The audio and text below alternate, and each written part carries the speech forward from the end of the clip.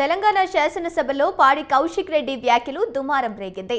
Medigadda Tanugula check డ్యాంలు బాంబులతో పేల్చారని Kaushik Reddy ఆరోపించారు.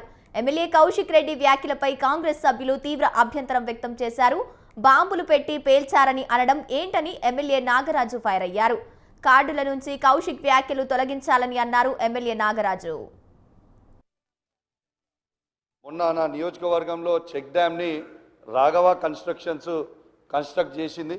Contractor తనుండే దాన్ని bomb పెట్టి పేల్చేయడం జరిగింది. ఎట్లయితే మేడిగడ్డను బాంబు పెట్టి పేల్చిండ్రో ఇవాళ తనుగుల చెక్ డ్యామ్ని కూడా బాంబు పెట్టి పేల్చారు.